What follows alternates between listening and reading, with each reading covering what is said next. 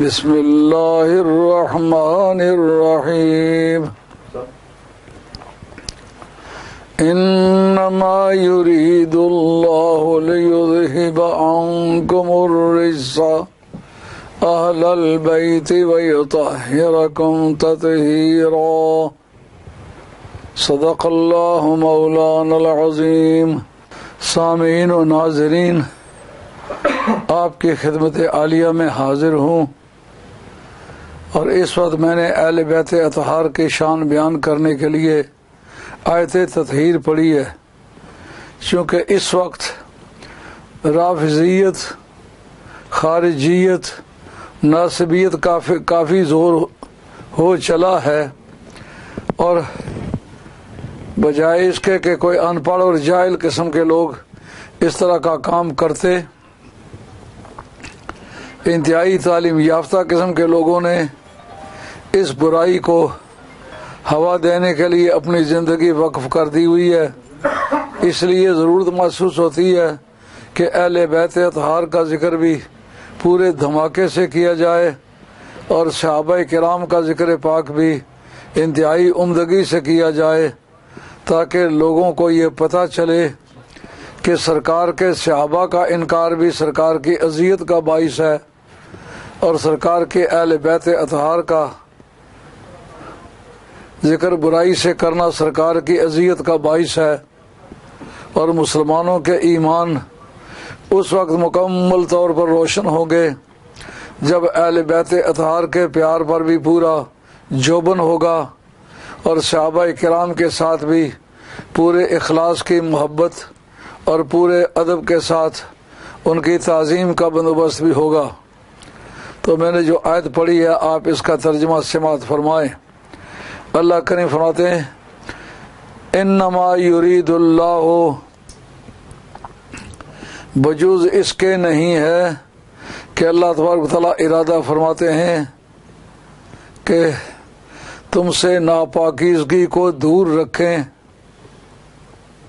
لیذہب عنکم الرجس، تاکہ پروردگار تم سے نجاست اور ناپاکیزگی کو دور رکھیں، ویطہرکم تطہیرا، اور تمہیں صحیح معنوں میں واقعی طور پر پاک فرما دیں۔ اور اللہ نے یہ دستور قرآن میں بیان کیا ہے، اذا اراد اللہ شیئا فیقول لہ کن فیکون، جب اللہ کریم کسی بات کا ارادہ فرمائے تو اس وقت کہتا ہو جا تو وہ ہو جاتا ہے۔ ارادہ فرمانا اس آیت سے ثابت ہے اور ہو جانا اس دوسری آیت سے ثابت ہے۔ معلوم ہوا اللہ نے اہل بیت اطہار کی پاکیزگی کا بندوبست کیا ہے، ارادہ فرمایا ہے اور قاعدے کے مطابق ان کو پاک فرما دیا ہے۔ چونکہ یہ آیت پیچھے ازواج مطہرات کے بارے میں چلی آ رہی ہے اور بتایا ہے کہ اگر تم نیکی کرو گے تو اس کا اجر دگنا ہوگا، اور اگر تم کوئی بدی کرو گے تو تمہیں سزا بھی دگنی ہوگی۔ معلوم ہوا ازواج مطہرات اہل بیت نسبت سے ہیں، اہل بیت نکاح میں سے ہیں، اہل بیت سکنا ہیں، اور ان کی جزا کا سسٹم جو ہے وہ فضل جزائی کے ساتھ ہے، یعنی اعمال تبلیغیہ پر وہ عمل پیرا ہوں گے تو ان ازواج مطہرات کو لوگوں کے مقابلے میں دگنا اجر ملے گا، اور اگر وہ کوئی برائی کریں گی تو دوسرے لوگوں کے مقابلے میں ان کو دگنی سزا ہوگی۔ مطلب یہ کہ وہ اللہ تعالیٰ کا جو فضل جزائی ہے اس کے ماتحت آتے ہیں۔ یہاں سے اسلوب کلام بدلا ہے، یہاں رب نے فرمایا ہے کہ ان کے اوپر جو فیضان کا سسٹم ہے وہ فضل جزائی کے طور پر ہے۔ انما سے کلام کو شروع کر کے اسلوب کلام کو بدلا ہے، یعنی ان کی عظمت کا جو سلسلہ ہے وہ فضل اختصاصی کے ساتھ ہے، فضل جزائی کے ساتھ نہیں، محض ارادہ باری تعالیٰ کے ساتھ ہے۔ تو اللہ تعالیٰ کا ان کی طہارت کو اپنے ارادے سے وابستہ فرما لینا یہ اس امر کی دلیل ہے کہ اس میں کبھی نقصان نہیں ہوگا، کیونکہ ان کو پاک کرنے کا معاملہ اللہ تعالیٰ کے ارادے سے تعلق رکھتا ہے. نہ ارادہ الہی کو زوال ہو سکتا ہے نہ ان کے مرتبے کو زوال ہو سکتا ہے. لیکن وہ کتنی طہارت ہوگی کا وہ ارادہ باری تعالیٰ کے مقدار کے مطابق ہوگی. اللہ تعالیٰ کے ارادے کی کوئی مقدار تعین نہیں کی جا سکتی، اس لیے ان کی طہارت کا بھی اندازہ ہرگز نہیں کیا جا سکتا. اور ارادہ باری تعالیٰ میں دوام ہے، اس لیے ان کے اجر و جزا میں بھی دوام ہے. یہ فضل اختصاصی یعنی یہ اعمال کے بدلے میں نہیں، محض اللہ تعالیٰ کے ارادے کی وجہ سے. تو جن کو اللہ تعالیٰ نے محض اپنے ارادے سے پاک فرمانے کا فیصلہ کیا ہوا ہے، ان کو عام لوگوں پر قیاس کرنا یہ صحیح نہیں ہے. یہ بات اہل علم نے پہلے سے واضح کی ہوئی ہے. یہ میرے ہاتھ میں مناقب امام احمد حنبل ہے جو ابن جوزی کی لکھی ہوئی ہے. اس کے اندر یہ بات ہے کہ ایک مرتبہ حضرت امام احمد بن حنبل کی بارگاہ میں محلہ کرخیہ کے کچھ لوگ آئے اور انہوں نے آ کر کے ذکر کیا فذکروا خلافت ابی بکر، انہوں نے جناب ابو بکر صدیق رضی اللہ تعالیٰ عنہ کی خلافت پاک کا ذکر کیا، وذکروا خلافت عمر، اور جناب عمر فاروق رضی اللہ عنہ کی خلافت کا ذکر کیا، اور اس کے بعد حضرت ذکروا خلافت عثمان، حضرت عثمان ابن عفان رضی اللہ عنہ کی خلافت کا ذکر کیا. لیکن بالآخر اس جگہ پہنچے انہوں نے حضرت مولا مرتضیٰ کا ذکر کیا، فزادو و اطالو، انہوں نے کافی بڑھا چڑھا کر جناب مولا مرتضیٰ کا ذکر کیا. تو فرفع ابی راسہ الیہم، حضرت محمد بن حنبل احمد حنبل کے صاحبزادے حضرت محمد ہیں، وہ اس واقعے کے راوی ہیں.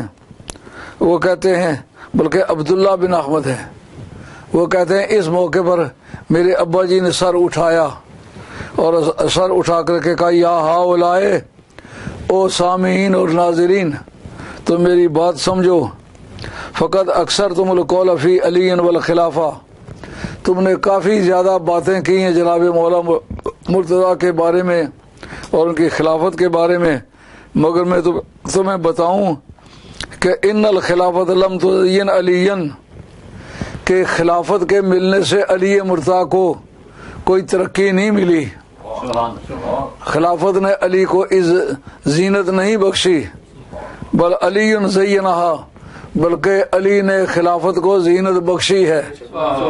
جس طرح بحث ہے کہ باقی نبیوں کو نبوت ملی تو نبیوں کا درجہ بلند ہوا، اور سرکار کو نبوت ملی تو سرکار کا درجہ بلند نہیں ہوا، نبوت کو نیا مقام مل گیا. اس کو علامہ بیضاوی نے اللہ نور السماوات والارض کے تحت لکھا ہے. کہتے ہیں کہ اگر جو یکات و زید و یدیو، کہتے اس جگہ زید سے مراد ہے نبوت، ان کا جو نور نبوت ہے وہ روشنی دیتا.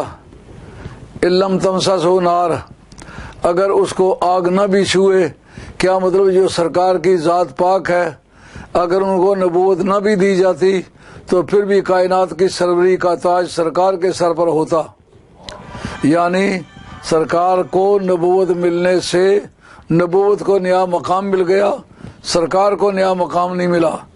اسی طریقے سے جناب مولا مرتضیٰ شیر خدا رضی اللہ تعالیٰ عنہ کو خلافت دی گئی تو خلافت نے ان کو زینت نہیں بخشی، خلافت کو نیا مقام مل گیا.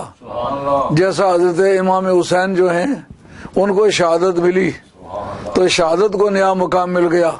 امام حسین کا سرکار کے نماز کی حالت میں اوپر بیٹھ جانا اور کندھے پر سواری کرنا اور زلفوں کو پکڑنا، یہ ایک ایسا شرف ہے جو شہادت اس کو نہیں پہنچ سکتی. تو حضرت امام حسین کو شہادت ملی تو شہادت کو نیا مقام مل گیا. یہاں حضرت امام احمد بن حنبل فرماتے ہیں لوگوں تم نے خلافت کا ذکر کیا بہت بڑا چڑھا کے، مگر تمہارا بیان حضرت علی کی شان کے لوڈ کو کھینچتا نہیں ہے۔ تم نے خلافت کا ذکر بھی کیا بڑی دندناٹ سے، مگر خلافت نے علی کو زینت نہیں بخشی، علی نے خلافت کو زینت بخشی ہے۔ اس سلسلے میں آگے چل کر کے عبداللہ نے اپنے والد صاحب سے یہ بات پوچھی، مجھے بتائیں کہ فضیلت کے معاملے میں آپ کی کیا رائے ہے، کون افضل ہے؟ آپ نے کالا فی الخلافت ابو بکر، خلافت کا لحاظ کریں تو ابو بکر افضل ہے، و عمر و عثمان، خلافت کے نقطہ نگاہ سے دوسرا درجہ عمر کا ہے، تیسرا عثمان کا ہے۔ تو اس کو وقت وہ کہتے ہیں فقلت فعلی بن ابی طالب، اے ابا جی مجھے یہ بتائیں کہ جناب علی ابن ابی طالب جو ہے وہ ان کا کیا مقام ہے؟ باپ نے کہا قال یا بنی علی ابن ابی طالب من آل البیت لا یقاس بہم احد، بیٹے امت میں ان کا درجہ سب سے افضل ہے۔ جہاں تک آل بیت کا سوال ہے وہ تو سرکار کا فرمان ہے نحن آل بیتن، یہ ایک کمال کا نظام ہے کہ سرکار اپنا ذکر کرتے وقت آل بیت میں ذکر کرتے ہیں، اپنے آپ کو آل بیت میں شمار کیا ہے، یعنی ہماری کلاس امت والی کلاس نہیں ہے، ہماری کلاس جو ہے وہ آل بیت کی کلاس ہے، اور سرکار نے یہ ارشاد فرمایا ہے نحن آل بیت فلا یقاس بنا احد، ہم جو آل بیت ہیں ہمارے برابر تو کوئی بھی نہیں ہو سکتا، یعنی امت ہو کر کے یہ تینوں بزرگ افضل ہیں۔ لیکن جہاں تک آل بیت کا سوال ہے آل بیت کی کلاس ہی الگ ہے، اور یہی وجہ ہے کہ حضرت محب الدین طبری نے بھی ذکر کیا ہے کہ جس وقت حضرت عبداللہ ابن عمر رضی اللہ تعالیٰ عنہ نے کہا نا کننا لا نعدل احدا بأبی بکر ثم عمر ثم عثمان ثم نسکت، ہم اپنی زندگی میں حضرت ابوبکر صدیق کے ساتھ کسی کو برابر نہیں سمجھتے تھے، پھر اس کے بعد حضرت عمر کے برابر نہیں سمجھتے تھے، اس کے بعد حضرت عثمان کے برابر نہیں سمجھتے تھے، پھر اس کے بعد چپ کر جاتے تھے۔ اس موقع پر بہت لطیف بات پوچھی گئی ان سے، ان کا فَأَيْنَ عَلِيٌّ، آپ نے تینوں خلفاء کا ذکر کیا، علی کا ذکر کیوں نہیں کیا؟ کہا کہ وہ من آل بیت رسول اللہ صلی اللہ علیہ وسلم، وہ تو آل بیت رسول میں سے ہیں، وہ نبی پاک علیہ السلام کی کلاس میں ہوں گے، ان کے ساتھ برابری کا کسی کا سوال نہیں ہے۔ اہل بیت اور ہے، امت اور ہے، اس کو مکس اپ کرنے کی دور حاضر کے ناصبیوں نے بہت بڑی کوشش کی، وہ چاہتے ہیں جب امت کا لفظ بولا جائے تو اہل بیت بھی شامل ہوں، لیکن اس کا فیصلہ سرکار نے اپنی زندگی میں کیا ہے۔ ایک اس موقع پر جس حضرت جابر ابن عبداللہ انصاری اور سنن ابی داؤد کی حدیث ہے، آپ کی بارگاہ میں عید والے دن 2 دمبے لائے گئے، تو آپ نے ایک دمبا ذبح کرتے وقت فرمایا یہ دمبا میری پوری امت کی طرف سے ہے جنہوں نے قربانی نہیں کی، اور دوسرا دمبا ذبح کرتے وقت فرمایا یہ دمبا میری طرف سے اور میری آل بیت کی طرف سے۔ اگر امت اور آل بیت الگ الگ نہ ہوتے تو پھر سرکار نے جو فرمایا کہ یہ میری امت کی طرف سے ہے تو اہل بیت اس میں آ چکے ہوتے۔ اس کے علاوہ اور زیادہ واضح بات، جب نبی کریم علیہ الصلوۃ والسلام کی امت پر حج فرض ہوا، حج کی فرضیت کے بارے میں علامہ شامی کی تحقیق ہے، 6 سال ہجرت میں حج فرض ہوا، لیکن اس کی باضابطہ ادائیگی کب ہوئی؟ 9 سال ہجرت میں۔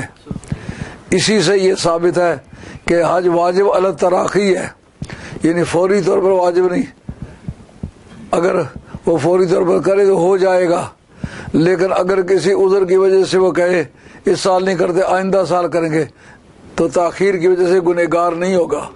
تو 9 سال ہجرت میں سرکار نے حضرت ابو بکر صدیق رضی اللہ تعالیٰ کی ذات پاک کو امیر حج بنایا اور قافلہ روانہ کیا۔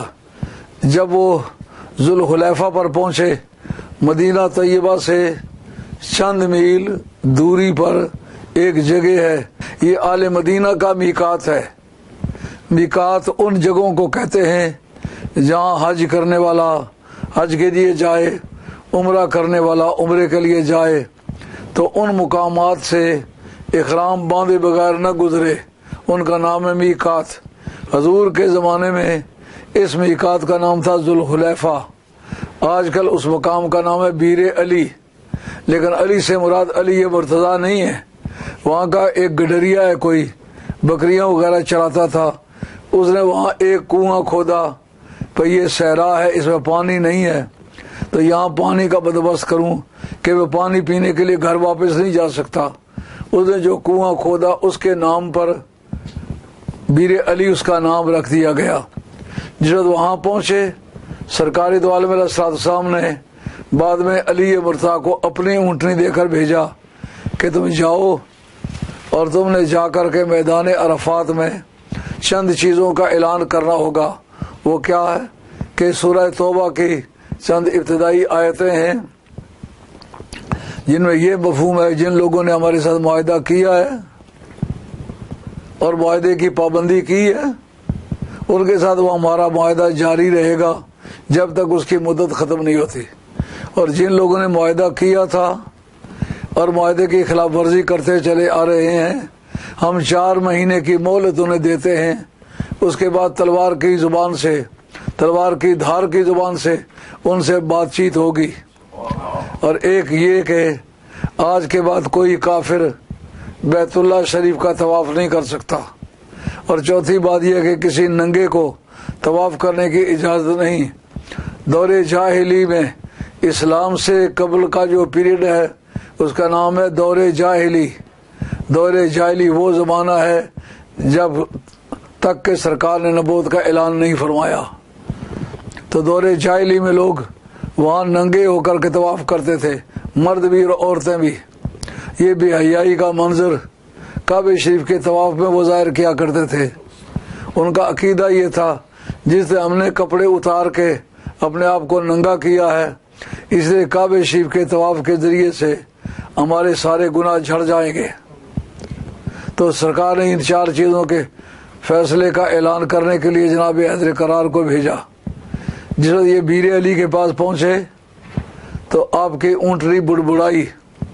حضرت ابو صدیق کے ضمیر میں کس قدر زندگی ہے، کہتے یہ جو آواز آئی ہے مجھے لگتا ہے یہ سرکار کی اونٹنی ہے۔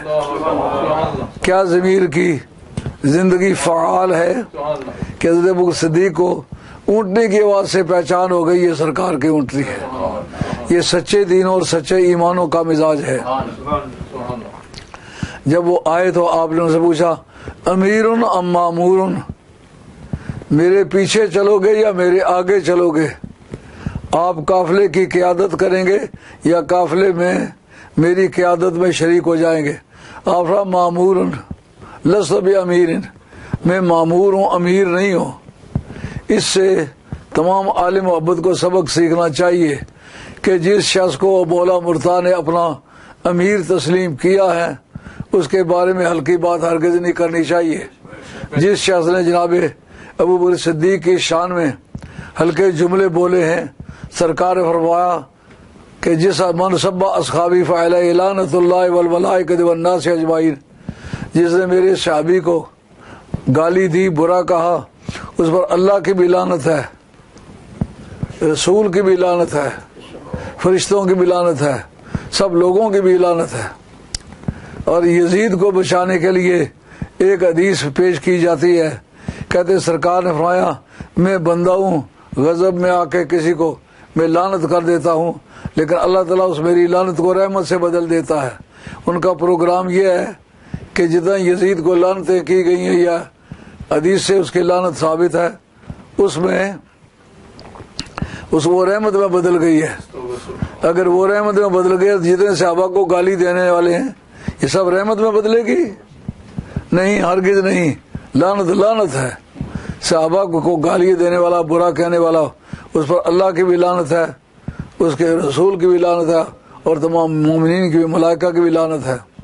اور سرکار دو علیہ وسلم فرمایا فمن احبہم فبحبی احبہم ومن ابغضہم فببغضی ابغضہم، جس نے ان سے محبت کی اس نے میری محبت کی وجہ سے محبت کی، کیونکہ وہ میرے ساتھی ہیں، انہوں نے میرا ساتھ دیا ہے، دکھ سکھ میں شیئر کیا ہے، میرے غموں میں حصہ لیا ہے، جان مال کے ذریعے سے میری مدد کی ہے۔ اور اللہ تعالیٰ نے بڑے صاف لفظ حسبک اللہ ومن اتبعک من المؤمنین، اے پیارے تجھے اللہ کافی ہے اور وہ ایمان والے تجھے کافی ہیں جنہوں نے تیری پیروی کی ہے۔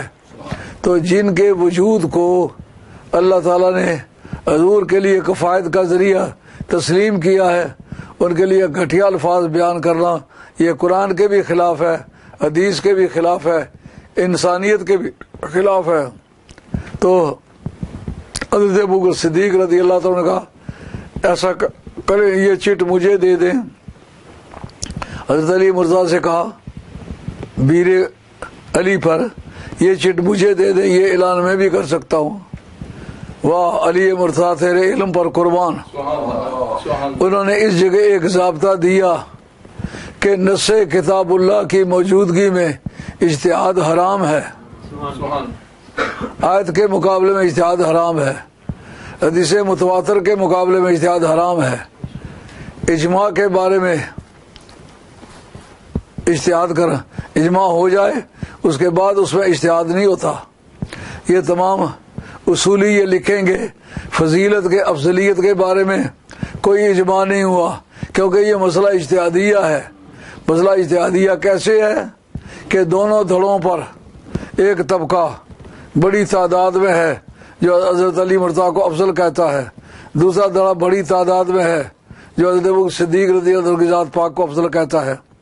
تو دراصل کثرت روایات کثرت فضائل اکٹھے کر کے کہتے ہیں اجماع ہو گیا، نہیں، کثرت فضائل سے ہرگز اجماع نہیں ہوگا، تمام مجتہدین کے اتفاق سے اجماع ہوگا۔ جب تک ان کو راضی نہیں کرتے ہو وہ متفق نہیں ہوتے، جو خلاف بات کرتے ہیں ان مجتہدین کے اتفاق سے پہلے اجماع ہرگز نہ ہوا ہے نہ ہوگا۔ ایسی صورت میں اس کو کہتے ہیں یہ مسئلہ اجتہادی ہے، انہیں دونوں دھڑوں پر قرآن و حدیث کے دلائل ہیں اور صحابہ کرام کا آراء ہیں، مجتہدین کے طبقے دو حصوں میں بٹ گئے ہیں۔ جب ان کا آپس میں اتفاق نہیں ہو سکا تو پھر یہ مسئلہ اجتہادی ہوگا، چاہے تو اس طبقے کی رائے پر عمل کرے چاہے تو اس طبقے کی رائے پر عمل کرے۔ امام فخر الدین رازی جن کا سن وفات 606 ہے وہ کہتے ہیں اجماعت الامت علی ان خیر الخلائق بعد رسول اللہ اما ابو بکر او علی، کہ حضور کے بعد کسی کے افضل ہونے پر امت نے اجماع کیا ہے یا حضرت ابوبکر صدیق کی ذات پاک افضل ہے اور یا حضرت حیدر قرار سب سے افضل ہے۔ یہ 6 صدی تک یہ اختلاف موجود ہے، اجماع کہاں ہوا ہے؟ اور 973 میں وفات ہوئی ہے امام ابن حجر مکی کی، ان کی سوائق مور کا صفحہ نمبر 57 یہ عبارت اس کے اندر موجود ہے۔ انہوں نے کافی اختلافات نقل کیے ہیں، نقل کرنے کے بعد آخر ہتھیار ڈال دیے ہیں، کہتے ہیں مما یدلو علی انا، کہ جو چیزیں اس بات پر دلالت کرتی ہیں کہ یہ علی انا ہاؤنا ظنیون، کہ اس جگہ اجماع جو ہے وہ ظنی ہے، یعنی اجماع قطعی نہیں ہوا، ظنی ہوا ہے۔ ظنی کا کیا مطلب؟ سب کا اتفاق نہیں ہو سکا، کچھ آراء ادھر ہیں۔ تو جو اپنے آپ کو سمجھتا کثرت پر ہیں، کثرت سے اجماع منعقد ہو جانا یا یہ رافضیوں کا مذہب ہے یا معتزلہ کا مذہب ہے، اہل سنت کا یہ مذہب ہرگز نہیں ہے۔ ہم اہل سنت والجماعت ہیں جب تک کہ تمام مجتہدین کا اتفاق نہیں ملے گا۔ کہتے مما یدل علی ان ہاؤنا ظنیون ان المجمعین انفسهم لم یقطعوا بالافضلیت المذکورۃ بل انما ظنوا فقط کما هو المفہوم من عبارات الائمۃ واشاراتهم وسبب ذلك انه مسرۃ اجتہادیہ۔ امام ابن حجر مکی کافی انہوں نے زور مارا، شاہ عبد الحق صاحب ان کے زور مارنے سے اتفاق نہیں کرتے. کہتے دادے تعصب داداست، یعنی امام ابن حجر مکی نے متعصبانہ طور پر کلام کیا ہے. جو حدیث سکہ تھیں، مضبوط تھیں، اہل بیت کی شان میں تھیں، علی مرتضیٰ کی شان میں تھیں، وہ بھی پی گئے. اس وجہ سے انہوں نے تعصب سے کام لیا ہے. اور ہمارے جو رہنما ہیں ان کا نام ہے شاہ عبدالحق محدث دہلوی. سرزمین ہند میں سب سے پہلی کتاب جو عقیدے پر لکھی گئی اس کا نام ہے تکمیل الایمان. وہ لکھنے والے شاہ عبدالحق صاحب محدث دہلوی ہیں. علم حدیث میں وہ شاگرد ہیں سید علی متقی دکنی کے، جن کا نام ہے سید شاہ عبد الوہاب. کنز العمال کے کمپائلر جو ہیں ان کو کمپائل کیا ہے حضرت سید علی متقی دکنی نے. گیلانی سادات میں سے ہیں، شاہ عبد الوہاب نام ہے، اور مرید ہیں حضرت شاہ عبدالحق حضرت موسیٰ پاک شہید ملتان والوں کے. تو نسبت کے اعتبار سے خاندانی طور پر وہ حضرت ابوبکر صدیق کی اولاد میں سے، اور سلسلہ تعلیمات میں وہ شاہ عبداللہ حضرت علی متقی دکنی کے شاگرد ہیں، اور طریقت کے اعتبار سے موسیٰ پاک شہید کے شاگرد ہیں. آج کل انہوں نے یہ بھی خیانت کی ہے کہ شاہ عبدالحق صاحب کی قبر پر لکھا ہوا ہے کہ وہ شاہ باقی باللہ کے مرید تھے. مجدد صاحب کے ساتھ جو ان کی جنگ رہی ہے، پورے سرزمین ہند کے صوفیاء اور اولیاء اللہ کا ذکر کیا ہے. اس کتاب کا نام ہے اخبار الاخیار. لیکن کسی جگہ بھول کر کے بھی انہوں نے مجدد صاحب کا بھی نام نہیں لیا اور شاہ باقی باللہ کا نام بھی نہیں لیا. اگر وہ ان کے مرید ہوتے تو ان کا ضرور ادب سے نام لیتے. انہوں نے موسیٰ پاک شہید کے نام شیخنا و مرشدنا اس طرح کے الفاظ حضرت موسیٰ پاک شہید کے بارے میں ادا کیے. اور اشیاۃ اللمعات شرح مشکات کے آخر میں انہوں نے لکھا ہے کہ میرا آج کل مصروفیت ہے خانقاہ قادریہ میں چراغ جلاتا ہوں، جھاڑو دیتا ہوں، اللہ اللہ کرتا ہوں، اور سلسلہ عالیہ قادریہ کی خدمت کرتا ہوں. یہ اشیاۃ اللمعات یعنی بناوٹیں جو ہوتی ہیں وہ بناوٹیں ہوتی ہیں. انہوں نے آخر میں ایک رسالہ بھی چھاپا ہے جن میں بتایا کہ مجدد صاحب اور ان کے درمیان صلح ہو گئی تھی. ہرگز غلط ہے، کسی طرح یہ صحیح نہیں ہے. میں نے تقریباً ہزار پیج کی 2 موٹی کتابیں فارسی کے اندر یونیورسٹی سے نکلوائی ہیں، جس کے اندر مجدد صاحب کا اور شاہ عبدالحق صاحب کا جھگڑا چلتا ہی رہا. وہ فارسی کے اندر لیٹر ہیں، یہ لکھتے رہے وہ لکھتے رہے، لیکن وہ آخر جھگڑا ختم نہ ہو سکا. پر ہم مجدد صاحب رحمۃ اللہ علیہ کا بھی انتہائی احترام کرتے ہیں. سلسلہ عالیہ نقشبندیہ کے مجدد ہیں اور لکھوں کا اولیاء اللہ اس سلسلے کے درویش ہیں. تو جس میں اتنے اولیاء اللہ ہوں ان سب کا ادب کرنا پڑتا ہے، سب کو اچھا سمجھنا ہوتا ہے. مرید کسی ایک کے ہو جاؤ لیکن عزت کرتے وقت سب اولیاء اللہ کی عزت کرو.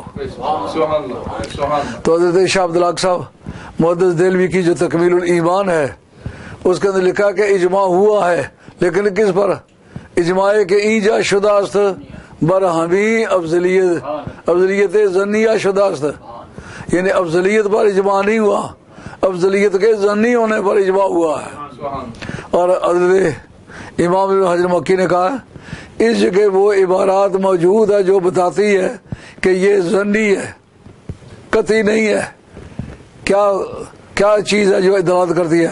کہتے جو اجماع کا دعویٰ کرتے ہیں وہ بھی نہیں کرتے کہ افضلیت اجماعی ہے، کیونکہ ہمارے ائمہ عقائد جو ہیں ان کی عبارات سے بھی تصریحات سے بھی یہ بات بار بار ثابت ہوئی ہے کہ یہ ظنی ہے، یہ قطعی نہیں ہے اللہ حضر قیاس. اور یہ مسئلہ اجتہادیہ ہے، یعنی جو دونوں دھڑے مضبوط ہیں ان میں اختلافات دور نہیں ہوئے تو دونوں دھڑے صحابہ کرام کے ہیں، دونوں کے پاس دلائل ہیں. آپ ان میں سے کسی کو گمراہ نہیں کہہ سکتے. صحابہ کا ہر طبقہ عزت والا ہے، برکت والا ہے اور قابل اقتداء ہے. اور اصول سرخسی جلد اول صفحہ 318 اس کے اندر حضرت امام صاحب کا کہنا ہے جب تک تمام آل مدینہ اس اجماع میں شریک نہ ہوں، جب تک ساری اولاد رسول اس میں شریک نہ ہو، اس وقت تک اجماع منعقد نہیں ہو سکتا. اور اس بارے میں تمام آل مدینہ میں خلفائے راشدین کے بعد پوری امت میں سب سے بڑا جو فقی ہے اور مجتہد ہے، اس کا نام ہے حضرت عبداللہ ابن مسعود۔ سرکار نے فرمایا ردیت لامتی ما رضی لہا ابن ام عبد وسخط لہا ما سخط لہا ابن ام عبد۔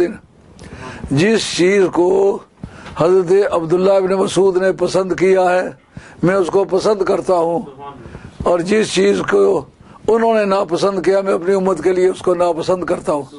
اتنا بڑا سرٹیفکیٹ پوری امت مسلمہ میں کسی کو نہیں ملا۔ تو وہ کہتے ہیں کننا نتحدث انا افضل آل المدینہ تھے علی ابن ابی طالب، ہم کہا کرتے تھے، ان میں اکیلا نہیں تھا، آل مدینہ کہا کرتے تھے کہ سب آل مدینہ سے افضل علی مرتضیٰ کی ذات پاک ہے۔ اور اس کے علاوہ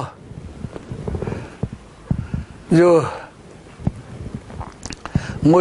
طبرانی اوسط ہے اس کے اندر ان کا لیکچر موجود ہے، وہ کہتے ہیں کہ تعلم تو 70 سورۃ من القرآن من عند خیر الانبیاء محمد رسول اللہ صلی اللہ علیہ وسلم، کہ میں نے 70 صورتیں سارے نبیوں کے سردار سے پڑھی ہیں، اور ختم القرآن من عند خیر البشر بعد الانبیاء علی ابن ابی طالب، اور میں نے قرآن مجید کو مکمل کیا ہے اس شخص سے کہ جو نبیوں کے بعد تمام انسانوں سے افضل ہے، اور وہ علی مرتضیٰ ہے۔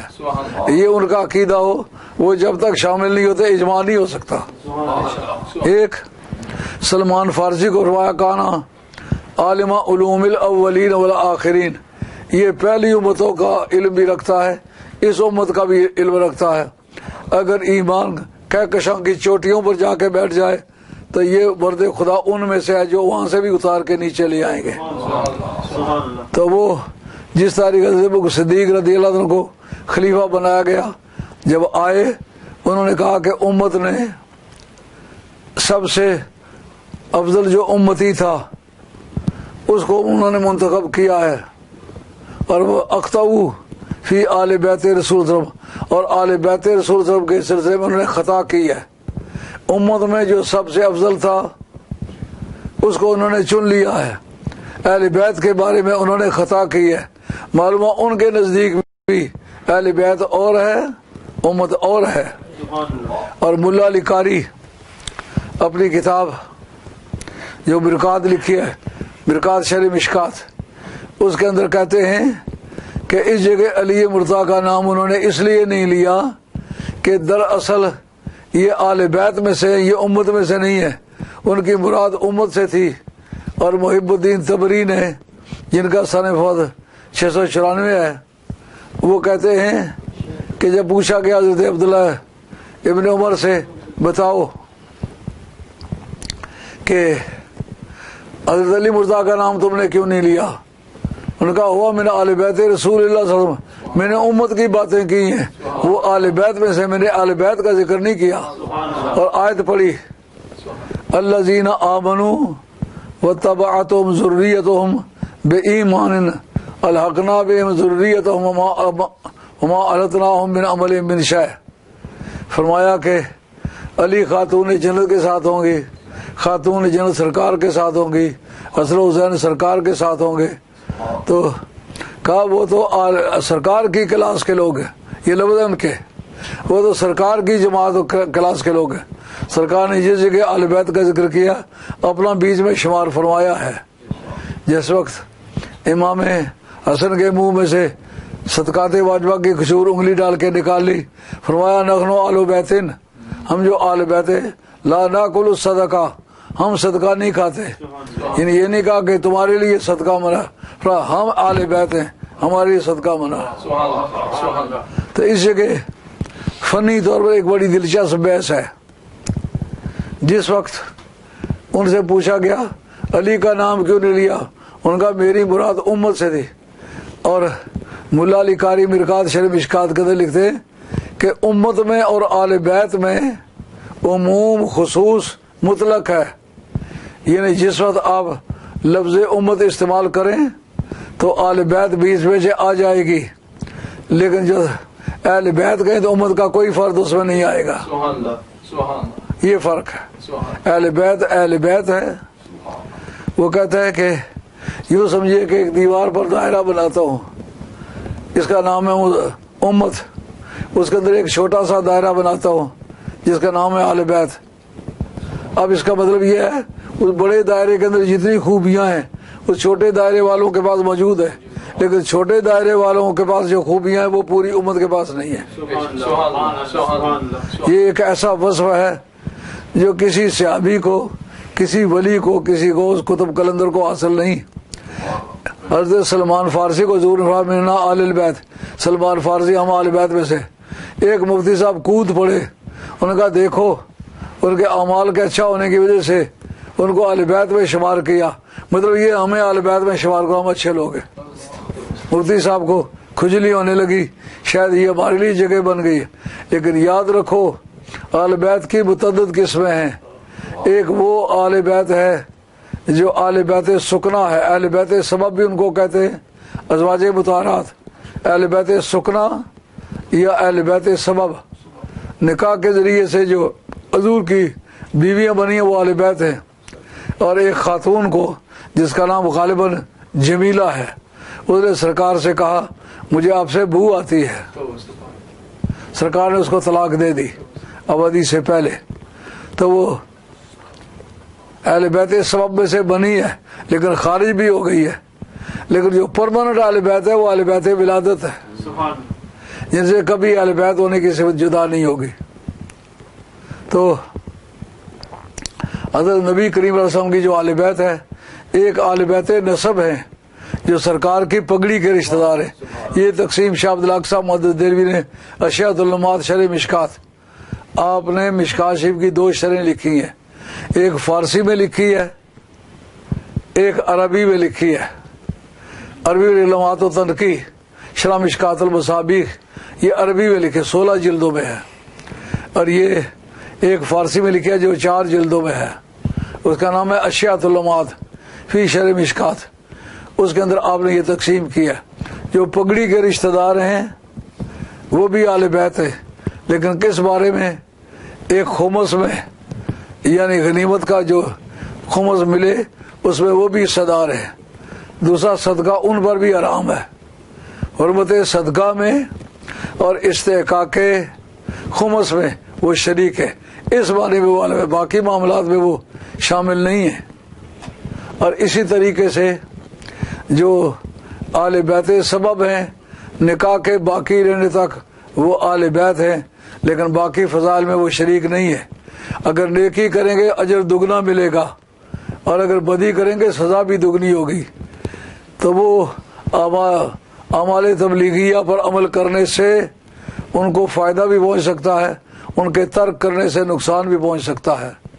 لیکن ایک ہے اہل بیت ولادت، اہل بیت ولادت کی جو اہل بیت ہونا ہے یہ پرماننٹ ہے۔ وہ جو حضرت سلمان کو کہا وہ اہل بیت خدمت ہے، جس میں فرمایا یہ ابن الاسقا جو ہے یہ بھی ہماری اہل بیت میں سے ہے، اور سلمان فارسی کو بھی کہا ہماری اہل بیت۔ اس کا مطلب ہمارے گھر کا سودا سب لانے گلانے میں، گھر کا جھاڑو دینے میں، خدمت کرنے میں، خرید و فروخت کرنے میں، شاپنگ کرنے میں، یہ ہماری اہل بیت ہے۔ اور کسی فضیلت میں نہ خمس میں وہ شریک ہے، نہ وہ حرمت صدقہ میں شریک۔ ان کے یہ صدقہ بھی وہ بات تھا۔ اب وہ مفتی صاحب سن لیں جو 5-6 اڑس رکھے ہیں کہ شاید ہمارے لیے بھی اہل بیت بننے کا چانس بن گیا، یہ ان کی جہالت ہے۔ باز آئیں اس سے، حسن و حسین ہی ہیں، فاطمہ ہی فاطمہ ہیں۔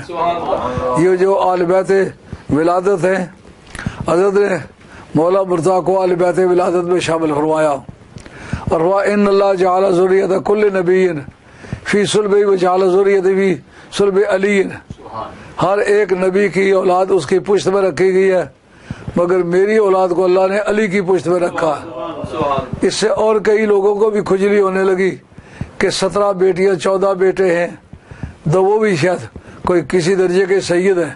فرمایا نہیں کہ کل ولد ینتمون الی ابیہم وعصبتہم فانا ابوہما وعصبتہم۔ فرمایا حسنو ہر ایک بیٹا اپنی ماں اپنے جدیوں کی طرف منسوب ہوتا ہے. الا ولد فاطمہ الحسن والحسین، حسن اور حسین جو ہے وہ فاطمہ کے بیٹے ہو کر میں ان کا باپ ہوں، ان کی نسب مجھ سے شروع ہوتی ہے. اس لیے باقاعدہ ڈکشنری اٹھا کے دیکھیں، لکھا ہوا ہے ڈکشنری میں سید کسے کہتے ہیں، کہتے اولاد فاطمہ کو کہتے ہیں. اردو کی ڈکشنری ہے، مصباح المنجد عربی کی ہے. کا عربوں میں جو عیسائی ہے، یہودی ہے، وہ تو یحییٰ علیہ السلام کو سید کہتے، سید و حضور و نبی من الصالحین. لیکن مسلمانوں کی بولی میں صرف اولاد فاطمہ کے لیے لفظ سید استعمال ہوتا ہے. تو جس وقت حضرت عبداللہ بن عمر سے یہ بات پوچھی گئی تو پھر ان کو یہ بات بتانا پڑی، میری مراد امت سے ہے، میری مراد آل بیت سے نہیں ہے. علی تو نبی کی کلاس میں ہوں گے. اب اس میں علمی بحث ایک یہ ہے جو آل علم حضرات غور سے سنیں اور پلے باندھ لیں کہ یہ جو ان کا کہنا ہے ہم جناب ابوبکر صدیق کے ساتھ کسی کو برابر نہیں سمجھتے تھے اور حضرت عمر کے برابر حضرت عثمان، ان تینوں کو ترتیب بار ہم افضل سمجھتے، اس کے بعد چپ کر جاتے تھے. اور ابو داؤد کی حدیث پیش کرتے ہیں کہ سرکار کی زندگی میں ایسے کہا کرتے تھے، مگر سرکار کی زندگی میں کہنا حدیث نہیں بناتا. سرکار سنے اور منع نہ کرے، یہ ابو داؤد کے اندر یہ موجود نہیں ہے. مشکات کے اندر حدیث موجود ہے، اس میں یہ بتایا ہے کہ سرکار کی زندگی میں ایسا کہا کرتے تھے، لیکن یہ ثابت نہیں ہے کہ سرکار سنا کرتے تھے منع نہیں کیا کرتے تھے. مگر یہ بات یاد رکھو، علمی بحث یہ ہے، یہ حضرت عبداللہ ابن عمر کی جو حدیث ہے خبر واحد ہے. خبر واحد کس کو کہتے ہیں؟ جو درجہ مشہور کو نہ پہنچے یا درجہ تواتر کو نہ پہنچے. سرکار کے دور میں کسی حدیث کی روایت میں اتنے بندے اکٹھے ہو جائیں، اتنے صحابہ اکٹھے ہو جائیں، عقل کہے کہ اتنے لوگ جھوٹ نہیں کہہ سکتے، یہ سچے ہیں، وہ حدیث متواتر ہے، اس کی جو اتھارٹی ہے وہ قرآن کی آیت کی مانند ہے، اس کا منکر کافر سمجھا جائے گا. اور اگر صحابہ کے زمانے میں شہرت نہیں مل سکی، تابعین کے زمانے میں اتنے لوگوں کی روایت مل گئی کہ جتنا حدیث تواتر کے لیے چاہیے تھی، لیکن یہ تواتر صحابہ کے زمانے میں نہیں بنا، تابعین کے زمانے میں بنا ہے، تو اس کو کہیں گے حدیث مشہور. جو حدیث مشہور تک کے درجے کو نہ پہنچے، خواہ 5 راوی ہوں 10 راوی، اس کے بعد کئی راوی ہوں، ایک جماعت کسی ایک سے روایت کرے یا ایک آدمی کسی جماعت سے روایت کرے، حدیث متواتر بھی نہیں کہلائے گی، مشہور بھی نہیں کہلائے گی. تو چونکہ حضرت عبداللہ بن عمر رضی اللہ عنہ کی یہ روایت جو ہے اس میں کوئی دوسرا شریک نہیں، اگر دوسرا شریک بھی ہو تو ادے تواتر کو نہ پہنچے تو یہ اتھارٹی نہیں ہو بنے گی یا خبر واحد ہوگی. خبر واحد کی مقبول اقتباد میں نامی شرح اسامی صفحہ 142، یہ اصولیوں کا کام ہے فیصلہ کرنا کس حدیث کا کیا درجہ ہے، اس کی اتھارٹی کیسی ہے. خبر واحد کے متعلق پہلی بات یہ ہے وہ نص کتاب اللہ کے خلاف نہ ہو. اگر قرآن کے اندر کوئی صریح طور پر ایکسپریس پروویژن جس کو کہتے ہو، ایکسپریس پروویژن میں کوئی بات آئی ہوئی ہے، اس کے خلاف آ جائے، خبر واحد قابل قبول نہیں ہوگی. تو یہ حدیث جو عبداللہ بن عمر کی ہے یہ نص کتاب اللہ کے خلاف ہے. وہ کیسے؟ یہی جو آیت سورہ طور کی پیش کی، سورہ طور کی آیت نمبر 21، الذین آمنوا واتبعتہم ذریتہم بایمان الحقنا بہم ذریتہم وما التناہم من عملہم من شیء. سورہ طور کی آیت نمبر 21 ہے جو بتاتی ہے وہ لوگ جو ایمان لائے اور ان کی اولادوں نے ایمان میں ان کی پیروی کی، یعنی عمل ان جیسے نہیں کر سکے، عقیدہ وہی رکھا جو ان کے باپ دادے کا تھا. ہم اس عقیدے کی وحدت کی وجہ سے اور اس وجہ سے کہ یہ بزرگوں کی اولاد ہے، ہم ان کو اٹھا کے ان کے باپ داداؤں کے ساتھ ملائیں گے. اس عقیدے کی بنیاد پر ہم یہ آسانی سے کہہ سکتے ہیں کہ حضرت ابوبکر صدیق رضی اللہ عنہ کی اولاد پاک ہے، وہ ان کے ساتھ ملائی جائے گی. جو عمر فاروق کی اولاد ہے رضی اللہ تعالیٰ عنہ، ان کے ساتھ ملائی جائے گی. جو عثمان غنی رضی اللہ عنہ کی اولاد ہے ان کے ساتھ ملائی جائے گی. اور جو صحابہ کرام ہیں ان کی اولادیں ان کے ساتھ ملائی جائیں گی، غوث پاک کی اولاد ان کے ساتھ ملائی جائے گی، مجدد صاحب کی اولاد ان کے ساتھ ملائی جائے گی، سید بہاؤالدین نقشبند شہنشاہ بخارا کی اولاد ان کے ساتھ ملائی جائے گی۔ اسی طریقے سے نیچے آ جائے پیر جواد علی شاہ محدث علی پوری کی اولاد ان کے ساتھ ملائی جائے گی۔ اس لیے مسلمان کہتے ہیں یہ بزرگوں کی اولاد ہے، کوئی گھٹیا قسم کا جملہ نہ بولو، بے ادبی نہ کرو، کیونکہ ان کو ان کے ساتھ ملایا جائے گا۔ خواجہ گولڈوی کی اولاد ان کے ساتھ ملائی جائے گی، خواجہ محمد قاسم مولوی کی اولاد ان کے ساتھ ملائی جائے گی۔ اس لیے بزرگوں کی اولادوں کی عزت کرو اور ان کے اعمال سے کوئی کٹوتی نہیں کرے گے۔ اب حضرت ابوبکر صدیق رضی اللہ عنہ کی اولاد ان کے ساتھ ملائی جائے گی، تو حضرت ابوبکر صدیق کی جو نیکیاں ہیں ان میں سے کٹوتی کوئی نہیں ہوگی، ان کا درجہ اسی طرح رہے گا، صرف ان کی تسلی کے لیے ان کی اولادوں کو ان کی کلاس میں ڈالا جائے گا۔ تو پھر اس مناسبت سے حسن حسین سرکار کی کلاس میں ہوئے، خاتون جنت کلاس میں ہوئے، اور سرکار نے فرمایا یوم ینقض کل سبب و نسب الا سببی و نسبی، علی مرتضیٰ خاتون جنت کی وجہ سے ان کے ساتھ ہوں گے۔ تو یہ جو ان کی روایت ہے کہ ہم ابوبکر صدیق کے برابر کسی کو نہیں سمجھتے تھے، وہ خبر واحد ہے اور اس آیت کے خلاف ہے، نص کتاب اللہ کے خلاف ہے۔ اس میں ثابت ہو گیا ہے کہ یہ سرکار کی کلاس ہے، سرکار کے جیسا کوئی سرکار کی کوئی مثل نہیں، سرکار کی وہ آل بیت جو سرکار کی براہ راست آل بیت ہے، ان کے برابر نبیوں میں سے جو اولاد نبی نہیں ہے ان میں سے کسی کی وہ اولاد جو غیر نبی ہے وہ اولاد رسول کے برابر نہیں ہو سکتی۔ تو یہ اس ایکسپریس پروویژن کے خلاف ہے خبر واحد، اس لیے حضرت عبداللہ بن عمر کی اس روایت کو قبول نہیں کیا جائے گا۔ اور دوسرا یساء رقم تطہیرہ، تطہیر کا سرٹیفکیٹ نہ پہلی امتوں میں کسی کو ملا ہے نہ اس امت میں کسی کو ملا ہے۔ تو یہ حضرت عبداللہ بن عمر کی یہ روایت آیت تطہیر کے بھی خلاف ہے۔ تو یہ اصول بن گیا خبر واحد، نص کتاب اللہ، نص کا لفظ علمی لفظ ہے، معنی جس کو آپ آسانی میں کہیں گے ایکسپریس پروویژن، ایکسپریس آرٹیکل، واضح طور پر ایک سیکشن ہے۔ تو یہ قرآن مجید کے اندر ان کی تطہیر آئی ہے، کسی کے بارے میں تطہیر نہیں آئی ہوئی۔ اور قرآن کہتا ہے صحابہ کو حضور پاک کرتے ہیں۔ ایک مرتبہ ایک مولوی صاحب مجھ سے پوچھنے لگے یہ جو سرکار پاک کرتے ہیں وہ بھی تو پاک کرنا ہے نا، اور یہ اشتارک و تطہیرہ یہ بھی پاک کرنا ہے، دونوں پاکیزگیوں میں کتنا فرق ہے؟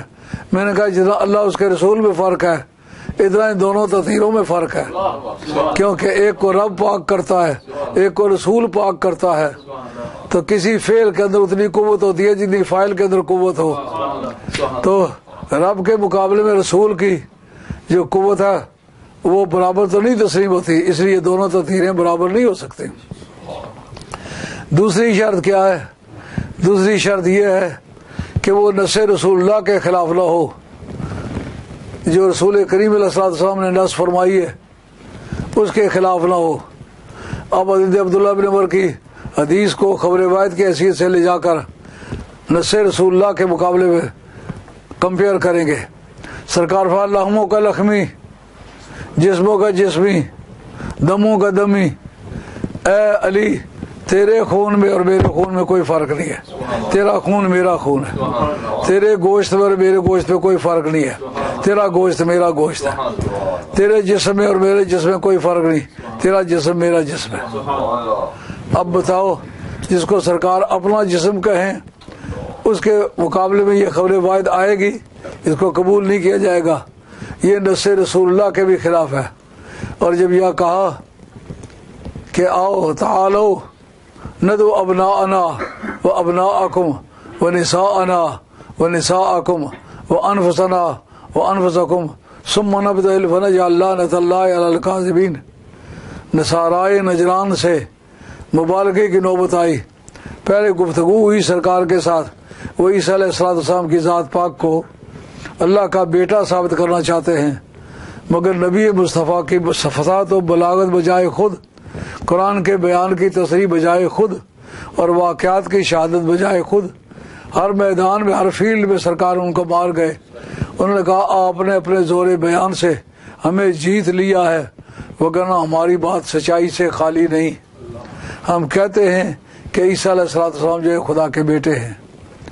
آپ نے فرمایا پھر ایسا کرتے ہیں، کل آ جاؤ تم ایسا کرو، اپنے بیٹوں کو بھی لے آؤ اور اپنی خواتین کو بھی لے آؤ اور اپنے آپ کو بھی لے آؤ، اور یہاں آ کر کے لعنت کر مبالغہ کرتے ہیں. مبالغہ کا یہ معنی کیا؟ ہم اس پر لعنت کرتے ہیں کہ جو جھوٹا ہے. تو دوسرے دن کی تیاری میں سرکار نے جو تفسیر فرمائی بیٹوں کی، حسن و حسین کو ساتھ لے گئے، اور جو تفسیر فرمائی خواتین کی، خاتون جنت کو ساتھ لے گئے، اور جو اپنی جانوں کو اپنے آپ کو کہا اس میں علی کو ساتھ لے گئے. تو اس اعتبار سے حضرت حسنین کریمین ثابت ہو گیا کہ وہ اولاد رسول ہے. کبھی عباسیہ نے آپ کے خلاف کیس لڑا تھا، وہ کہنے کہ ہم بھی اہل بیت ہیں. تم کیسے کہتے ہو اہل بیت ہو؟ تم اہل بیت نہیں ہو، ہم اہل بیت ہیں. اس لیے کہ ہم حضرت عباس کی اولاد میں سے حضور کے چچا ہیں. تو تم بیٹے ہو علی کے، علی بیٹے ہیں ابو طالب کے، تو پھر اس اعتبار سے تم سرکار کی اولاد نہیں ہو. انہوں نے کہا مجھے یہ بتاؤ کہ جب قرآن مجید نے کہا وجعلنا فی ذریۃ النبوۃ، ہم نے حضرت ابراہیم علیہ السلام کی اولاد میں نبوت کا فیضان رکھا ہے. اس فیضان کا ذکر کرتے کرتے عیسیٰ علیہ السلام کو کہا کہ وہ حضرت ابراہیم علیہ السلام کی اولاد میں سے ان کو بھی نبوت دی ہے. تو اب بتاؤ کئی 100 پشتیں درمیان میں ہیں، تو جب حضرت عیسیٰ علیہ السلام صرف اپنی والدہ ماجدہ کے توسل سے ابراہیم علیہ السلام کی اولاد ہو سکتے ہیں، تو میری والدہ ماجدہ کی وجہ سے میں حضرت نبی کریم علیہ السلام کی اولاد کیوں نہیں ہو سکتا؟ یہ امام جعفر صادق نے کیس لڑا تھا. کہا مزید اگر تمہیں چاہیے میں تم سے کہتا ہوں، مثال کے طور پر تیری بیٹی بھی جوان ہو، میری بیٹی بھی جوان ہو، سرکار کو شادی کی ضرورت ہو، وہ تیرے گھر میں شادی کے لیے آئیں گے یا میرے گھر میں آئیں گے؟ اس نے کہا میرے گھر میں آئیں گے. انہوں نے کہا تیرے گھر میں کیوں آئیں گے؟ تو لگتا کچھ نہیں ہے. میرے گھر میں نہیں آئیں گے، میں ان کی اولاد ہوں. اسے آ کر وہ مار کھا گیا. تو حضرت عبداللہ بن عمر رضی اللہ تعالیٰ عنہ کی وہ روایت اس جگہ آ کر کے جو ہے وہ مسترد ہو جائے گی، اس لیے کہ ان کو سرکار نے نفس نبی کہا ہے، داماد نبی بھی ہے اور نفس نبی بھی ہے. یہ مسئلہ ہے سہل بھی اور پیچدار بھی. تو اب دونوں باتیں ثابت ہیں، نص کتاب اللہ کے بھی خلاف ہے اور نص رسول اللہ کے بھی خلاف ہے. خبر واحد ہو کر نہ نص کتاب اللہ کا مقابلہ کرے گی نہ نص رسول اللہ کا مقابلہ کرے گی. اور تیسری بات یہ ہے کہ عموم البلوا نہ ہو، یعنی اس کی عام مسلمانوں کو ضرورت نہ ہو. بتائیے خلافت کس کو ہم اپنا حاکم مانیں؟ یہ سارے مسلمانوں کی ضرورت کی چیز ہے کہ نہیں؟ جب سارے مسلمانوں کی ضرورت کی چیز ہو، صرف ایک آدمی کو پتہ ہو نہیں. جس طرح وضو نماز کے لیے چاہیے، نماز ہر مسلمان پر فرض ہے، اب اس کا پتہ اس کی فرضیت ہر ایک کو پتہ ہونی چاہیے. اور ہمارا اور اہل حدیث کا ایک فرق ہے، وہ کہتے ہیں الحمد شریف اونچی آواز سے پڑھنی چاہیے، ہم کہتے ہیں یہ خبر واحد ہے، عموم البلوا ہر آدمی نماز پڑھتا ہے، یہ خبر واحد ہے. اگر یہ سب کی ضرورت کی چیز تسلیم کی جائے تو سب کو پتہ ہونا چاہیے، اس کا ایک راوی کیوں ہے؟ معلوم ہوا عموم البلوا میں بھی خبر واحد قابل قبول نہیں ہوگی. مثلا پانی کی تو حالت ہے کہ اگر پانی ناپاک ہو جائے کیا کرنا چاہیے، کپڑا ناپاک ہو جائے کیا کرنا چاہیے. تو یہ عموم البلوا کی چیزیں ہیں، یہ سب کو پتہ ہونا چاہیے. اگر خلافت کو عموم البلوا کے زمرے میں نہ لایا جائے تو پھر بھی کوئی بات نہیں. اگر اس بارے میں بحث چھڑی ہے تو اس حدیث کو استدلال میں استعمال نہیں کیا گیا قانون کہے گا کہ اگر یہ سچ مچ حدیث ہوتی اس جھگڑے میں اس کو استعمال کیا جاتا. جب خلافت کی بحث ہوئی تو اس وقت حضرت عبداللہ ابن عمر کی کم از کم 26-27 برس عمر ہے، نابالغ نہیں ہے. جب حدیثیں لے رہے ہیں سرکار کی تو نابالغ تو نہیں ہے، چھوٹے تو نہیں ہیں. اس وقت بولے کیوں نہیں کہ یہ میرے پاس حدیث موجود ہے جو اس کو بتاتے ہیں کہ یہ حدیث ہے اور یہ تقریری حدیث ہے. سرکار کے زمانے میں ہم کہتے تھے سرکار سنتے تھے اور مغرانی بہانا نہیں کرتے. سننے کا دعویٰ انہیں کیا کہ حدیث سے وہ ثابت نہیں ہے. اگر یہی بات ہے وہ سنتے تھے تو منع نہیں کرتے تھے. آج تمہاری یہ خبر واحد ہے، یہ صرف تمہارے علم میں کیوں ہے، باقی لوگوں کے علم میں کیوں نہیں ہے؟ اب جب خلافت کا جھگڑا پڑا تو یہ حدیث نہ تم نے پیش کی ہے نہ تمہارے ساتھیوں نے پیش کی ہے. اگر یہ سچ مچ حدیث تھی تو اس کو اس وقت پیش ہونا چاہیے تھا. اگر یہ اس وقت پیش نہیں ہوئی تو معلوم ہے یہ حدیث نہیں ہے. خبر واحد کا جو انالیسز میں نے کی ہے اس کا تجزیہ کہ یاد رہنا چاہیے. اس کی موجودگی میں اور مزید بحث کی ضرورت نہیں رہتی. پھر یہ کہ کیونکہ قیادت کے لیے نصاب جو قرآن مجید میں بیان کیا زیادہ وہ بسطتاً فی العلم والجسم. حضرت طالوت کو جب خلیفہ بنایا گیا نبی کی موجودگی میں یہ ثابت ہو گیا کہ افضل کی موجودگی میں مفضول کو خلیفہ بنایا جا سکتا ہے. تو بتایا لوگوں نے اعتراض کیا کہ یہ خلیفہ نہیں ہو سکتا. خلافت کے لیے دو چیزیں چاہیے، زیادہ وہ بسطتاً فی العلم والجسم، اس کے علم کو بھی اللہ نے وسعت عطا فرمائی ہے اور جسم کو بھی وسعت عطا فرمائی ہے. تو اس اعتبار سے جناب مولا مرتضیٰ کے برابر کا آدمی پوری امت دوسرا کوئی بندہ نہیں تھا. جس جگہ کسی کی تلوار نہیں چلی وہاں علی کی تلوار چلی ہے. جہاں کسی اور کی ضربے کھا کر بندے کھڑے رہے ایک بھی شہادت نہیں ملے گی علی نے مجھے ضرب ماری مگر میں پاؤں پہ کھڑا رہا. جس کو ضرب ماری وہ گیا اور کوئی ایک بھی دعویٰ نہیں کر سکتا میں نے علی کو ضرب ماری علی گرے نہیں. ماں نے ایسا بچہ جنا ہی نہیں ہے کہ جس نے علی کو ضرب ماری ہو علی گرے ہو. تو علم میں بھی انا مدینۃ العلم والی بابھا، حاکم نے اس کو حدیث مرفوع بتایا ہے اور ترمذی نے بھی اس پر کافی اچھی گفتگو کی ہے. میں علم کا شہر ہوں، علی اس کا دروازہ ہے.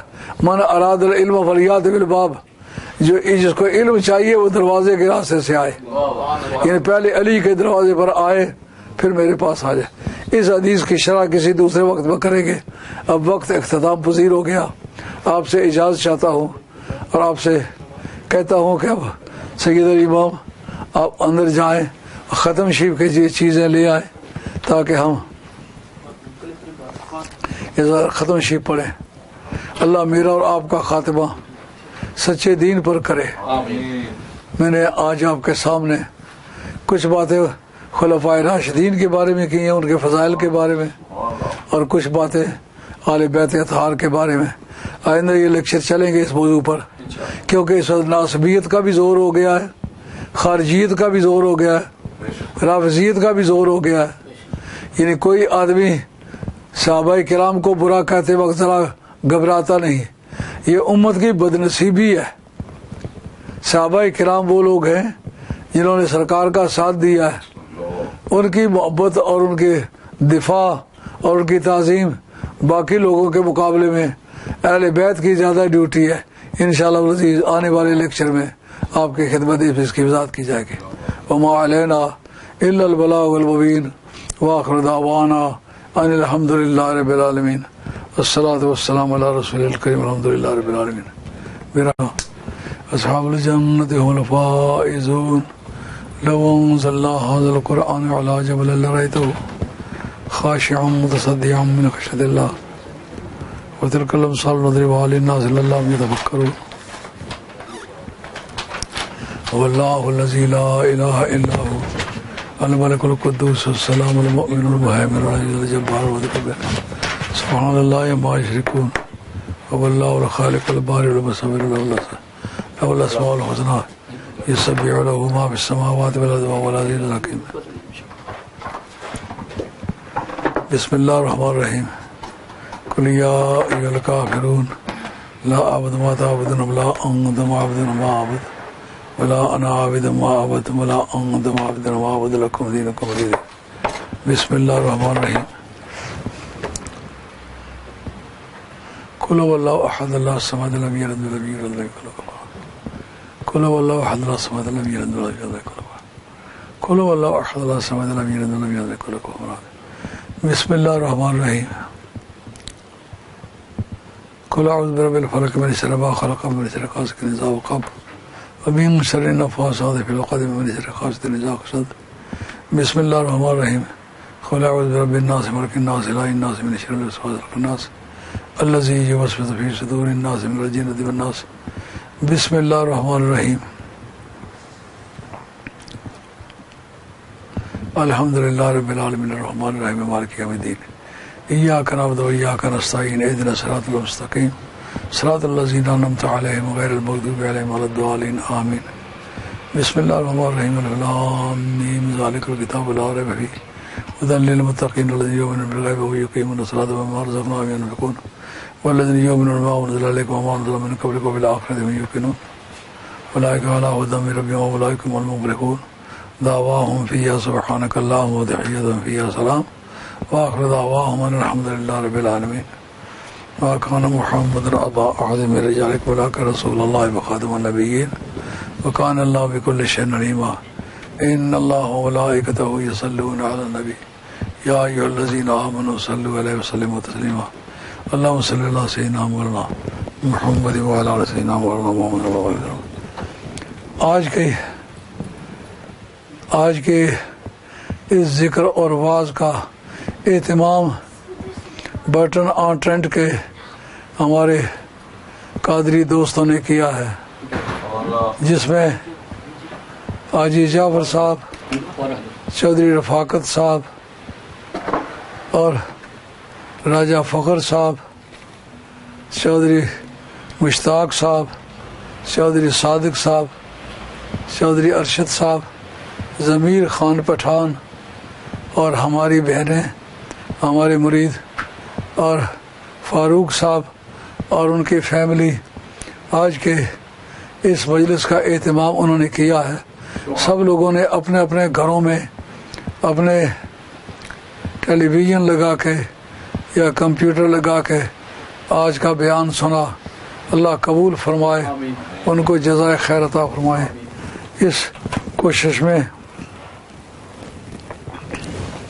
باقی دوست بھی، چودھری صادق صاحب بھی اور باقی جن دوستوں نام مجھے یاد نہیں ہے، ان سب دوستوں نے، راجہ آصف صاحب نے بھی اس بارے میں جو خدمت کی ہے اللہ کریم قبول فرمائے، اور یہ سلسلہ تبلیغ اللہ کرے جاری و ساری رہے. اب میں نے جو کلمات طیبہ پڑھے ہیں، آپ میں سے کسی نے کچھ پڑھا ہوا ہے میرے میں قبول کر لیں. حاجی جعفر صاحب تے انکل فخر انہوں نے جتنے وظائف پڑھے آپ نے مل جی. حاجی جعفر صاحب انہوں نے کار والے نے، انکل فخر نے قبول کر سارے جو کتنے پڑھے آپ نے مل 11 بار سورہ مزمل شریف اور 1 بار سورہ یاسین شریف. جی 11 بار سورہ مزمل شریف، 1 بار سورہ یاسین شریف. آپ قبول کر لیا. اللہ آپ کو جزائے خیر. بہت سارے میسیج آئے نیٹ پر، انہوں نے دعا کرنی ہے. اچھا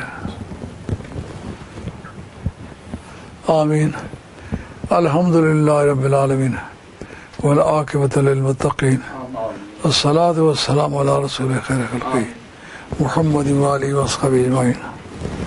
اے پروردگار عالم، جو کلمات طیبہ میں نے خود پڑھے ہیں، میرے ملک کیے گئے ہیں، جو سورۃ یاسین کی تلاوتیں، سورہ جمعہ کی تلاوتیں، باقی قرآن کی صورتیں، ذکر اذکار، اور راجہ فخر اور آجی جعفر صاحب اور دوسرے دوستوں نے جو پڑھ کر تلاوت کر کے دی ہے، مولا کریم، اور جو چیزیں آج کے ختم شریف کے لیے گھر پر تیار کی گئی ہیں یا کچھ دوست بھی لائے ہیں، اللہ کریم اپنی بارگاہ میں منزول و مقبول فرما. ان کا ثواب جناب محمد رسول اللہ صلی اللہ علیہ وسلم کو حساب فرما. تمام انبیاء و مرسلین علیہم الصلوۃ والسلام کے ارواح مقدسہ کو حساب فرما. نبی پاک علیہ السلام کے تمام آل بیت، ازواج مطہرات، بنات طیبات، اولاد مجاد، حسنین کریمین، خاتون جنت، مولا مرتضی شہیدان دشت کربلا آئمہ آل بیت کے ارواح مقدسوں کی صحبت فرما۔ نبی پاک علیہ السلام کے تمام صحابہ کرام رضوان اللہ تعالی مجمعین کے ارواح مقدسوں کی صحبت فرما۔ حضرت ابوبکر صدیق، خاص طور پر حضرت ابوبکر صدیق، عمر فاروق، عثمان غنی، حیدر کرار، اشرا مبشرہ، حاضرین بدر، حاضرین احد، حاضرین احزاب، حاضرین صلح حدیبیہ کی ارواح مقدسہ کو اصالہ فرما۔ تمام صحابہ کرام کے ارواح مقدسہ کو اصالہ فرما۔ تابعین، اتباع تابعین کے ارواح مقدسہ کو اصالہ فرما۔ جملہ زمرہ ہائے اولیاء اللہ کے ارواح مقدسہ کو اصالہ فرما۔ بالخصوص حضرت غوث پاک جن کا یہ سلسلہ تعلیمات چل رہا ہے، ان کی روح مبارک کو آج کے تمام کارائے خیر کا ثواب اصالہ فرما۔ خواجہ غریب نواز سلطان ہند سرکار داتا گنج بخش علی اجمیری، شیخ شہاب الدین سروردی، سید بہاؤالدین نقشبند شہنشاہ بخارا، سید ابوالحسن شاذلی اصنی رضی اللہ تعالیٰ کے مبارک کو اصالہ فرما۔ خواجہ خواجگان سید السادات پیر میر علی شاہ صاحب گولوی رحمۃ اللہ اور آپ کے اولاد ابجاد لال عزیز صاحب کی روح مبارک اور آپ کے باقی اقربا جو دنیا سے گئے ہیں، ان صاحب کے اولاد ابجاد کے ارواح مقدسوں کو اصالہ فرما۔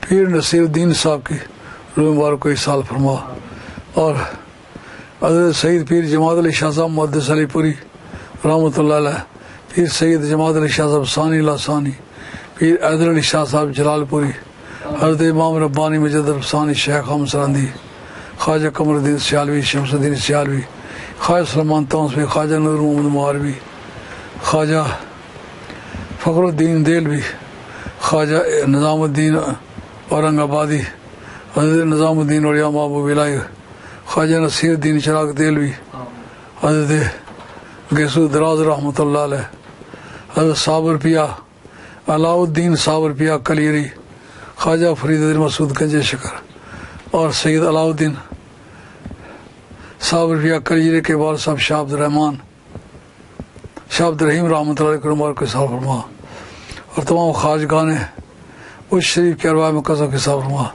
سید شاہ محمد غوث اچی، فرید الدین مسعود گنج شکر، سید مبارک کانی، عبداللہ ربانی، محمد نورانی، سید شاہ عبد القادر ثانی، شاہ عبد الرزاق ثانی، سید زین العابدین ناگوری، شاہ محمد غوث بالا پیر، شاہ عبد الرزاق لاہوری، شاہ عبد القادر لاہوری، اور شاہ عبد الوہاب لاہوری، سید شاہ چراغ لاہوری، سید شمس الدین خان محمد لاہوری، اور سید شاہ محی الدین احمد شہروی، اور سید مردان علی شاہ، سید سلطان علی شاہ، سید امیر علی شاہ رحمۃ اللہ علیہ مبارک کو اصالہ فرما، اور سید پیر میر علی شاہ صاحب درکالی شیخ، اور سید پیر شیر شاہ جو بزرگ ہیں موڑا شیر شاہ والوں کے بھی، اور آڑی سیدان، اور سب کے اولادوں کو بھی اللہ تعالیٰ اس ثواب اصالہ فرما۔ پیر میر علی شاہ صاحب درکالی شیخ، سید جلال الدین خرد سیداں کے رہنے والے، حضرت غوث ثقلین کی ساری اولاد پاک، اور جن لوگوں نے آج کی اس محفل کا اہتمام کیا ہے، ان کے باپ داداؤں میں، ننیال ددیال سسرال میں جتنے بھی صحیح العقیدہ لوگ گزرے سب کے روایت کو نظر پڑا، اور جتنے لوگ اس وقت ہمارے اس انتظام میں شریک ہیں، ان کے آباء و اجداد ننیال ددیال سسرال میں جتنے بھی کلمہ گو صحیح العقیدہ گزرے سب کے روایت کو نظر پڑا۔ تمام عالم اسلام کے مسلمانوں کی روح مبارک کو اصالہ فرما۔ مولا کریم جن پاک لوگ کا ذکر کیا ان کی برکت سے جتنے ہمارے مخلصین ہیں، جو ان کی نیک حاجتیں پوری فرما۔ مولا کریم حافظ اشتیاق کے گھر میں نرینہ اولاد عطا فرما، اور یاسر کے گھر میں اولاد نرینہ عطا فرما، چودھری ذوالفقار کے گھر میں اولاد نرینہ عطا فرما، چودھری ندیم کے بھائیوں کے گھروں میں نرینہ اولاد عطا فرما، اور چودھری محمد رمضان کے گھر میں نرینہ اولاد عطا فرما، اور باقی بھی ہمارے جتنے ساتھی بے روزگار ان کو باوقار روزگار عطا فرما، ان کے رزق و روزی میں برکت فرما۔ مولا کریم پاکستان کے اندرونی بیرونی حالات خوشگوار فرما۔ میں نے اپنی طرف سے جو خدمت بنائی ہے 5 لاکھ روپیہ کشمیر کے کورونا وائرس کے سلسلے میں بھیجا ہے اور 5 لاکھ روپیہ پاکستان کے کورونا وائرس کے سلسلے میں بھیجا ہے. آپ مسلمان بھی کشمیری بھائیوں کی بھی مدد کریں اور پاکستانی بھائیوں کی بھی مدد کریں. سدا اس جہان میں نہیں رہنا. جو اس بیماری میں مبتلا ہو کر مر گئے وہ ہمارے ساتھ کے آدمی تھے. ہمیں بھی موت آ سکتی ہے. موت سے پہلے کچھ کرو, اللہ کو راضی کرو. اللہ کریم کشمیر کو مکمل آزادی عطا فرما. آزادی کشمیر کے راستے کی رکاوٹیں دور فرما. جو آزادی کشمیر کے بارے میں مخلص ہیں ان کو ترقی عطا فرما. اور جو پاکستان یا کشمیر کو لوٹ مار کے فارمولے پر استعمال کریں, مولا کریم ان سے مسلمانوں کو نجات عطا فرما. اندرون ہندوستان بسنے والے مسلمانوں کو ہندو استبداد سے نجات عطا فرما. ان کو غلبہ تام عطا فرما. مولا کریم جو سرزمین ہند میں مغربی بنگال میں 1 لاکھ مسلمانوں کے نیشنلٹیز کینسل ہوئی ہیں بحال فرما. روہنگیا مسلمانوں کو مظالم سے نجات عطا فرما. اے مولا کریم فلسطینین مسلمانوں کو مظالم سے نجات عطا فرما. مذہب آل حق آل سنت والجماعت کو بالادستی عطا فرما. اولیاء اللہ کے نظام خانقاہی کو تازہ زندگی عطا فرما. صلی اللہ تعالی علیہ خیر محمد رسول اللہ. ایک سید پیر ولایت علی شاہ مہتاب علی شاہ شاہ حسین بادشاہ حسن علی شاہ میر شاہ مردان شاہ سلطان علی شاہ شاہ محمد رحمت, میری مائی صاحب سیدہ بیوی جان فاطمہ و سردار بیگم وائی ماں بھی فاطمہ دوسری بھی فاطمہ سعید پیر عالم شاہ بیوی شاہ غفور شاہ جلال شاہ صبر رحمۃ اللہ. اور میرے ننیال ددیال میں جتنی خاتونیں گزری, میری 2 پھوپھیاں بے وارث گزری ہیں, ان کا پیچھے دعا کرنے والا کوئی نہیں. اللہ آج کے کارا خیر کا سبب ان کی روح کو پہنچا کے آخرت میں آسان فرما. میرے خاندان کے 3 بزرگ وہاں, ایک سید شاہ نور حسین بادشاہ, ایک شاہ علی اکبر, ایک شاہ سوار, 3 کی اولاد وہاں آباد ہے. ہم شاہ نور حسین بادشاہ کی اولاد میں سے, جو شاہ نور حسین بادشاہ کے خاندان کے باقی لوگ بھی گزرے, سب کے روایت میں قسم. مولا کریم اللہ اپنے پاک بندوں کے صدقے ہمارے گناہ معاف فرما.